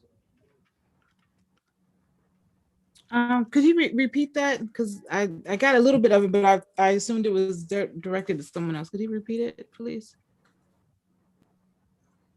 It should be on the chat, but the question is, how do we get more of journalists and media houses to participate? Yes, exactly. Participate on grassroots innovation initiatives. There was a mention before on some envelopes going around on mainstream, but not on the events that are of small scale, if I may put it that way. Well, I mean, of course, their main, I guess, priority is going to be money. And so it's finding out how this is going to benefit them and how financially they will benefit them. And so I think that if if it's something that will, in some way benefit them and especially not be a threat to them or not challenge them or be in competition with them, then I feel like then that is definitely something that would be attractive to big tech companies. I do think, though, that being in terms of partnering or in terms of, I think it's a tough one because, like I gave the example of, in terms of media houses, I gave the example of the What's Good Kenya kind of, getting this really good deal. And that good deal was with, P. Diddy's company is an American company, but it's owned by someone who genuinely kind of has, Puff Daddy's definitely about money. So he's not going to make a deal just because he likes you. He's definitely going to want money from it. But it's also someone who has an interest in what you're doing beyond just a financial interest. And so it's also someone who is not going to take your product and completely change it to be something that you didn't intend. So I think that's also one of the things that we have to be careful of, because sometimes when we, get into these agreements, and then what we are intended to do and what we wanted to do in terms of being this voice for whatever, and then we have these agreements and they're saying, yeah, but we rather you not talk about that. We rather you talk about this. So because you're, benefiting financially from it, it then ends up being that what you intended to do, and in fact, having that, journalistic freedom and to say the things you wanted to say, you end up not being able to do that. And so I think that those are things that it's not just about getting them to want us, but us being selective about who we team up with.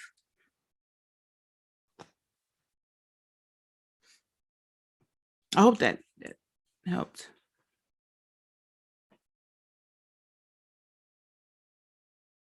Because I think we have a lot to offer. We have a lot to bring to the table. Bill, you're muted.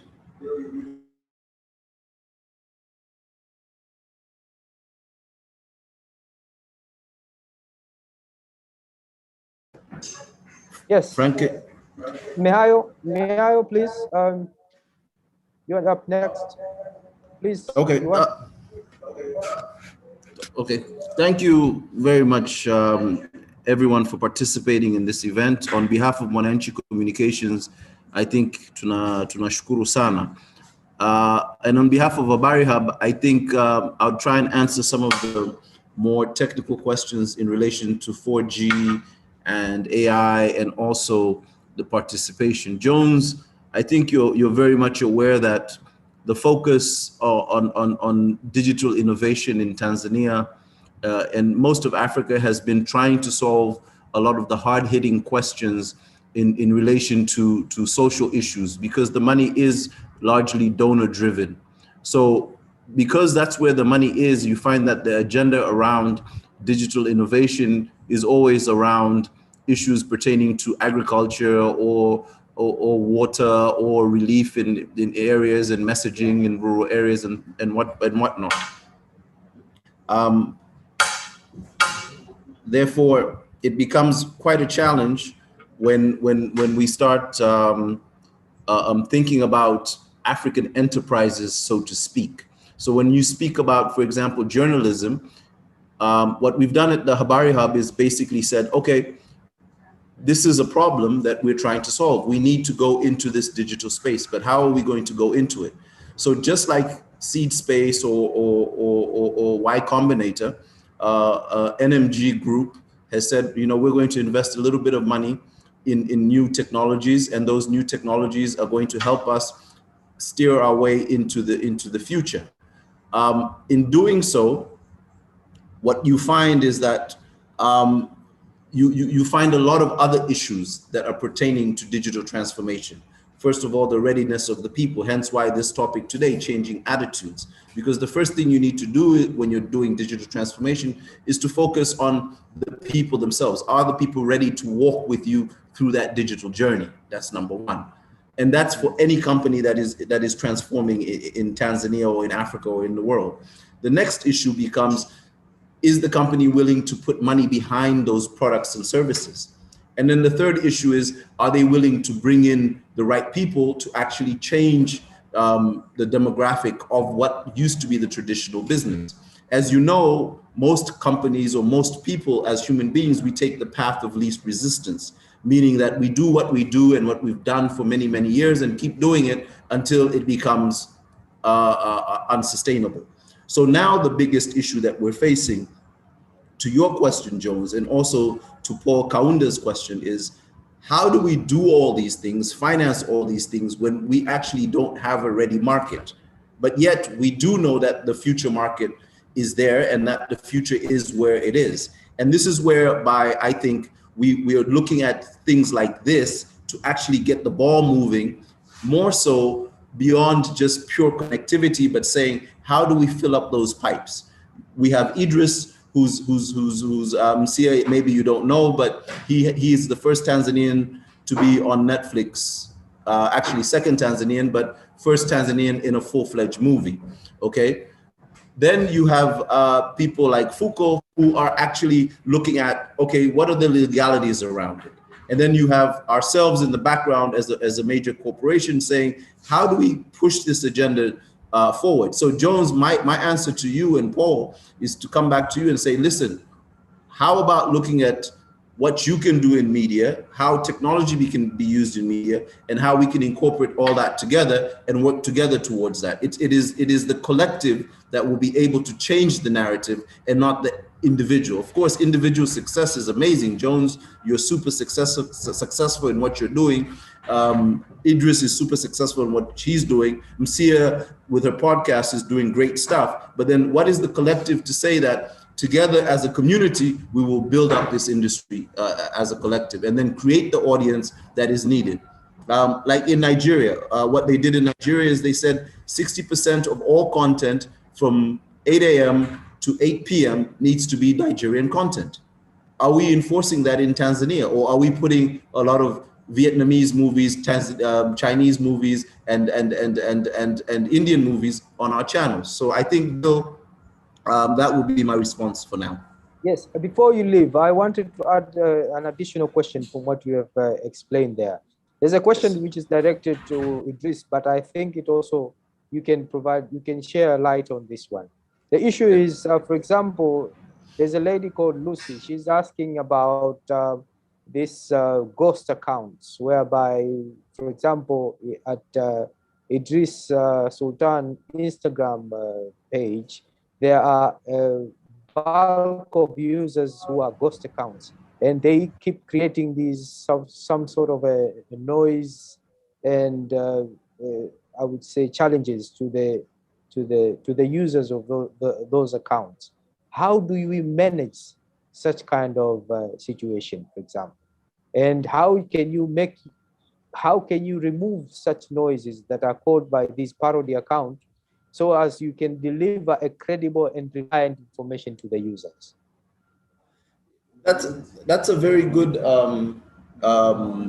question, but at the same time, it leads back to exactly what Professor Lumumba was saying, and that is around the fact that if we do not own our own narrative, then someone else will write a narrative on top of you, and that goes to speak even in technology.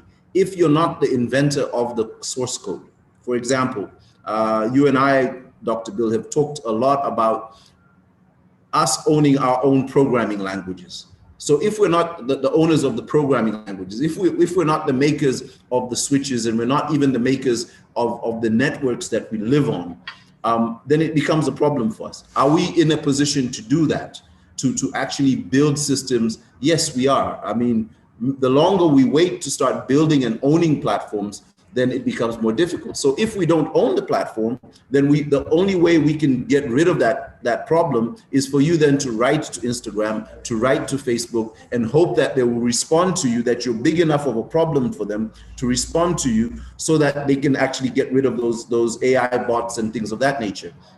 But then you look at a country like Norway, right? Norway, Doc, you're more familiar with the financial service. They have the Norwegian sovereign fund, right?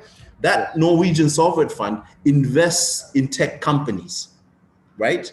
By investing in those tech companies, it gives the Norwegians a say in what is and what isn't as a shareholder, because they are big investors into those companies. Why not Tanzania start a Tanzanite digital fund or something that then will go abroad and invest strategically into these different tech companies, so that we can protect our sovereignty?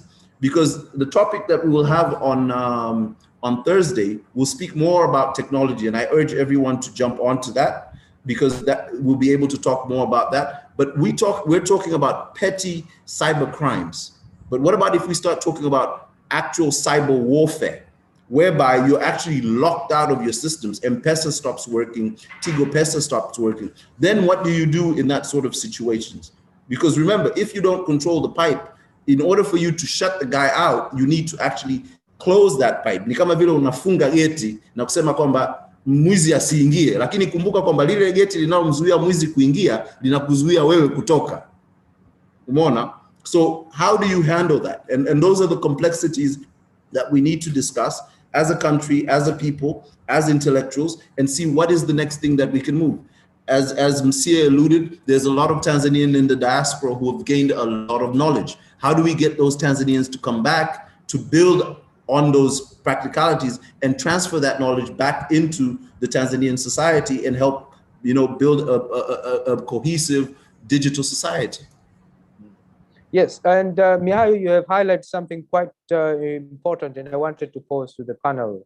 The issue of ownership. Who should start investing in media in terms of innovation? Should it be a venture capitalist? Should it be a government? And if the government is investing in that kind in digital innovation, then there's another question which I think some of the members here have highlighted. If the government has invested in the digital innovation, how can we measure in terms of independence, in terms of what the journalists should say and what should not say?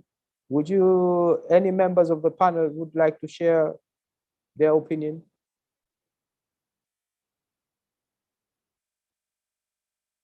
Vicenzia, would you like to share your opinion in terms of if the private sector is investing, will it be okay? Or if the government is investing, how can we also ensure that there's independence in terms of reporting for the journalists? Thank you, Bill. I think I will reiterate what I said earlier, and this is about the legal environment, and we need PPP, private, public-private partnerships, and we cannot really move as a country if we leave everything to the government, and the private sector cannot move in singularity. So I think it's important if the PPP comes back. I think it hasn't gone away, but for some reasons, we didn't really see that connection between the public and the private partnerships. But then another thing is the whole legal environment in terms of if the media owners are given a platform to thrive, it means also the same will go to the reporters, etc., etc. But then there's a need for the engagement with the private sector to making sure that, because most of the journalists, for instance, they don't have contracts, and we've been making these noises for ages. So the government should also engage with the private sector. But then there was a question about how can maybe a young person or a person who is just an individual compete with, the big companies. But, well, it's not only about competing, but we have a lot of stories around us which do not get the media space. So using the technology that is within your fingertips, the mobile phone reporting, how might we engage our young people or young upcoming journalists to use the mobile phones? Media Space, for instance, and now in collaboration with the Habari Hub, we have a upcoming project in Kisarawe, and we're going to engage the citizen journalists because no one is left behind now with the technology, but we engage the citizen journalists to have a platform to tell the stories and things that are happening around their space. So I think there is a hope, and we need to be proactive and working together. And as Mihail said, I think we have to use even this platform. The people who have been in the panel today, how are we going to move together and continue these conversations even past the Innovation Week or past the talk today? Yeah. There's an issue of fake social media accounts and fake news. I think in our discussion, we have not touched that. Professor Lumumba has highlighted in his presentation that how can we control of the fake media and fake news, and how are we going to do about it in terms of influencing our people to decide? Remember, these fake news or fake media do provide certain information, and if they are disclosed to the public, they create a certain opinion on certain issues. For example, the issue of COVID-19 and the vaccination. So how do we go about in terms of managing the fake media and fake news? Any members of the panel would you like to? I'd like to jump on that because that's my area of expertise. Okay, I would like to jump on that because that's my area. And last year, when COVID-19 hit the world, the Director General for WHO said, we don't just have pandemic, we also have this infodemic, and we have a lot of news, and people don't really know which one is the correct one and which one is not. And Bill, this is the whole set of another a session of its own. A number of ways that we can use to fight disinformation, or fake news, but with the journalists now as a context, they really have to equip themselves with the skills on how to identify the fake news, etc. Because now the issue is they are the victims on one hand, but at the same time they are the perpetrators. So if they don't know how to do data verification, data analysis, it's easy for them also to share news which is not verified. So there are a number of techniques and skills that they can learn. And with the media space or with Hub, they can get access to these opportunities. I think from now and in the future, I think they just need to keep touch. But self-learning is also very important, self-key, because there are a lot of online courses on countering disinformation. So I think for now that would help. Thank you. Any member of the panelists who would like to add on what the Vicencia has contributed? Dr. Clark, Rashid, sorry. Yeah, just a quick one.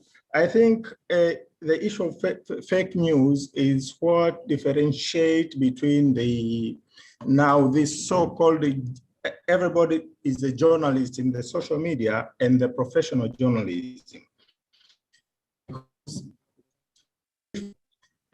We as a journalist, we depend on ethics and on reporting and quoting sources, actual sources who are on the field.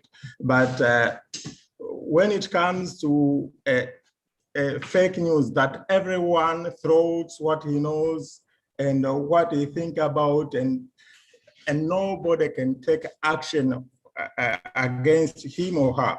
So I think that's what differentiates between the actual journalism and the so-called journalism in the new media.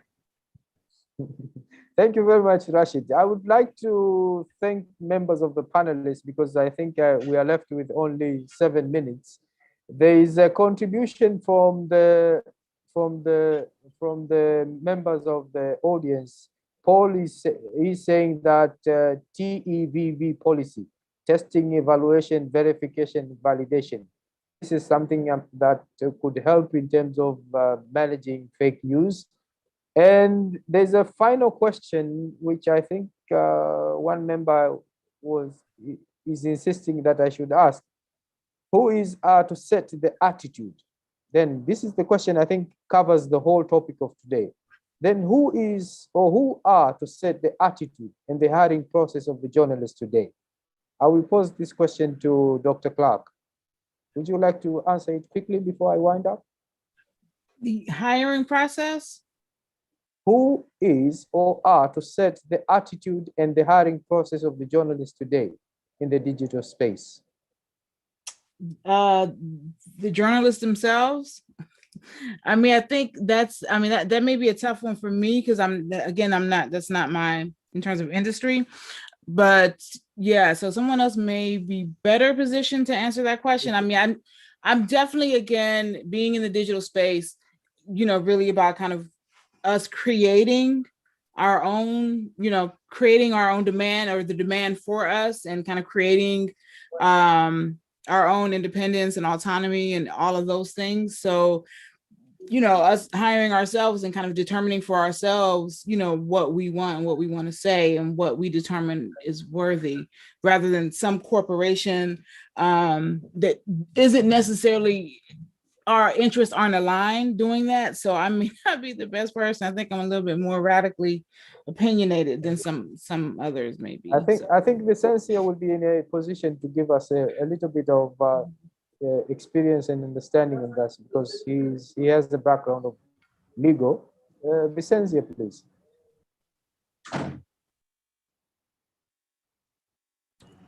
Bill, I think Vicencia has left. She has left. Okay. But maybe we should pose this question to you, Doctor, as an academician in Tanzania.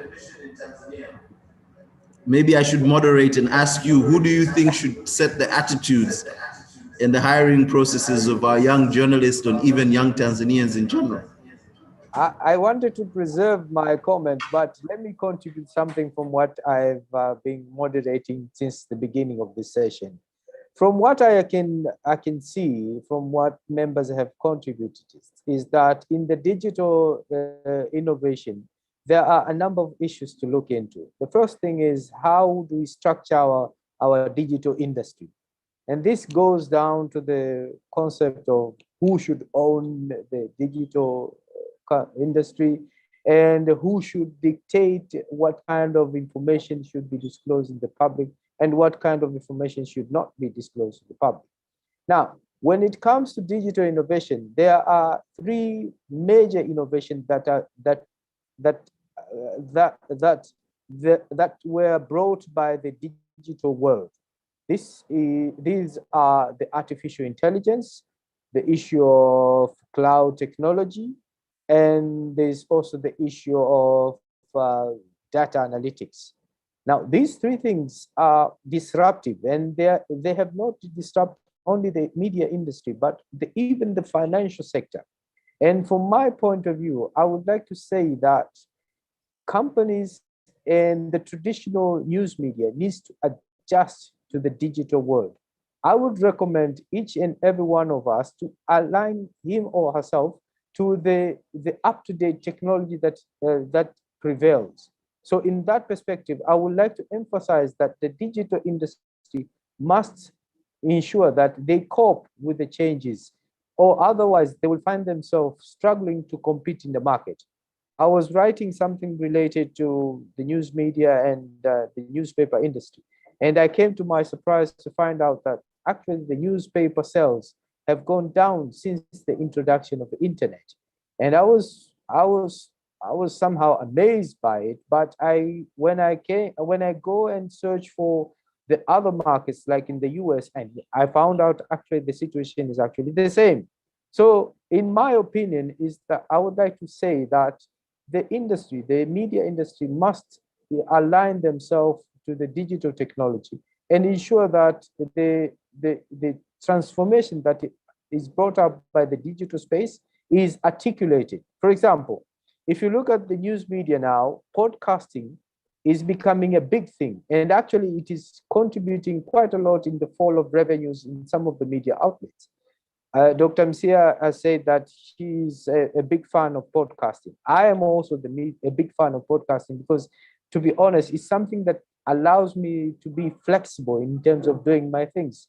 I cannot sit on the couch and listen to the news or watching the news outlet for 20 or 30 minutes, but rather I will prefer to listen to podcasts while I'm driving on my way to work.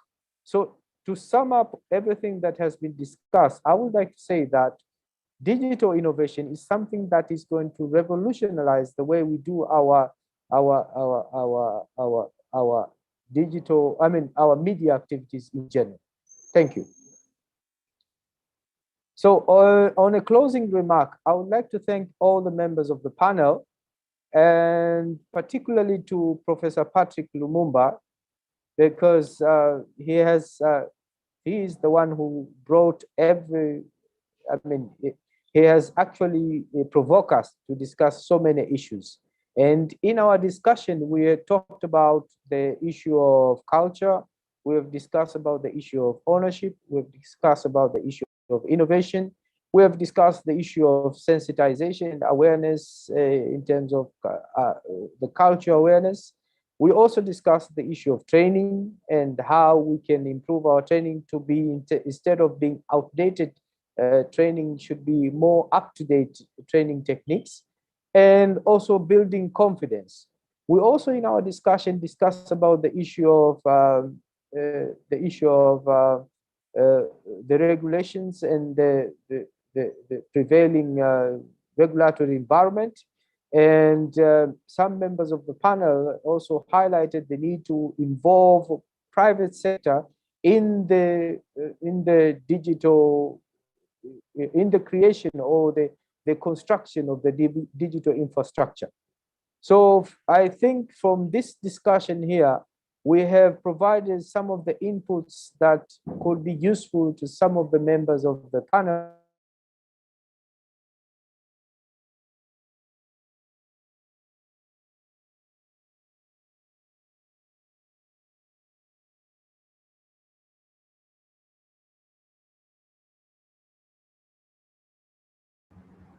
Hello?